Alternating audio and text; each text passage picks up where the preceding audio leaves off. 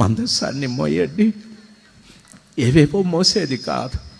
పేరు, ప్రతిష్ట, గౌరవాలు, డబ్బు, కులాలు అవన్నీ మోసేది కాదు. అన్నీ ప్రక్కకు పడేసి మందసాన్ని మోయండి. ఆయన ప్రేమ కలిగి ఉండండి, ఆయన క్షమాగుణం కలిగి ఉండండి, పరిశుద్ధాత్మని కలిగి ఉండండి. ఆ మందసాన్ని మోస్తూ యోర్దానును ఈ లోకంలో మీరు నడిస్తే ఓ చక్కటి మార్గం ఏర్పడుతుంది. నీళ్లు ఏకరాశిగా ఎక్కడో ఆగిపోతాయి, యువతల నీళ్ళు ఇక్కడ ఆగిపోతాయి.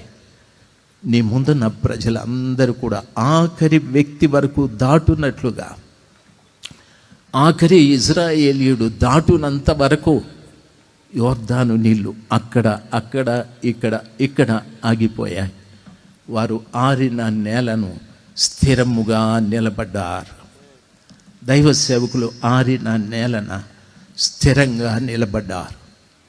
మిమ్మల్ని నమ్మి 100 మంది మీ ముందు కూర్చుంటున్నారు. మిమ్మల్ని అడిగితే మీ సంఘానికి ఎంతమంది వస్తారంటే 200 మంది, 300 మంది, 1000 మంది, 2000 మంది, 3000 మంది అని చెప్తారు. మీరెంత గొప్పవారు! మీ మీద ఎంత నమ్మకం ఉంటే దేవునికి అంతమందిని మీ దగ్గరికి పంపేది.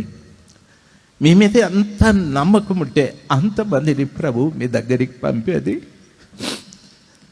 మిమ్మల్ని నమ్మిన దేవుణ్ణి వమ్ము చేయకండి. మిమ్మల్ని మీరు పరిశుద్ధపరచుకోనండి. మందసాన్ని మోస్తూ లోకంలో స్థిరంగా నిలబడండి. యోర్దానును లోకంలో స్థిరంగా నిలబడండి. మిమ్మల్ని నమ్మిన ప్రతి బిడ్డ మొదటి నుండి ఆఖరి వరకు లోకాన్ని దాటాలి. మొదటి నుండి ఆఖరి వ్యక్తి వరకు లోకాన్ని దాటాలి.